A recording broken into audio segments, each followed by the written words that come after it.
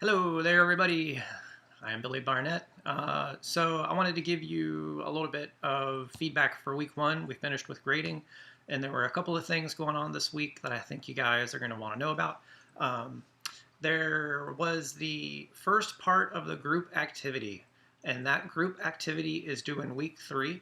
So next week you are going to begin working on the challenge that you're going to turn in as a group. And so this last week in the week two, you've been getting together in your groups and kind of getting started on preparing for that group challenge for next week.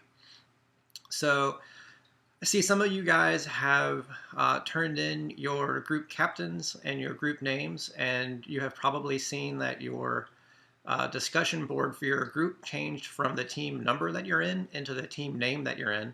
So you can go back into that group discussion board and communicate with your group. You don't have to just do that discussion board to communicate with each other. You can go use other things like iChat. WhatsApp is a really good tool to use for communicating with your groups. You can do a Google Hangout. You might be putting together like a Google document for your group and contributing there on each thing. So here's the thing. So this week you're doing the week two challenge individually. And at the same time, you are also doing some preliminary work on your group project for week three. So this just gives you an opportunity to go early and get things established so that you can figure out what your group roles are going to be when you work on that group project. And so you know you're already finishing up your second challenge. You know that these are not super huge projects. And so our hope is that it's actually easier for you workload wise in week three so that you're doing a smaller portion of the work. And so we just want to give you an opportunity to get those task orienting kind of things done in week two. So if you don't know what in the world I'm talking about, go check out the There's No I in Team activity because that's going to tell you that you're supposed to be getting together in your groups, and your group may in fact be waiting on you.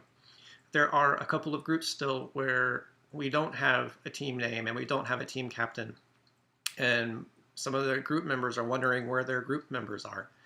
So if you have not opened up the activity called There's No I in Team, go look at that, and it's going to tell you what to do so that you can go find your team, so that you can participate in the team activity, so that you don't have to turn it in individually. If you do turn it in individually, and you are not a team captain and you don't know about the team thing going on, there may be a reduction in credit for the week three challenge if you don't go participate in that team and try to send it in individually. So I just want you to know you've got all next week to go turn this program in and just go take a look at it and get active in your team. That way everything will be good for next week. As always, if you have any questions about anything in the class, I want you to feel free to let me know. If you can send me an email. I'll be in the office on Monday, Tuesday, and Wednesday next week. I'm also on iChat all week, so you can get a hold of me there. Things went pretty well this week. You guys did a great job on your challenges for week one. Everything's looking good.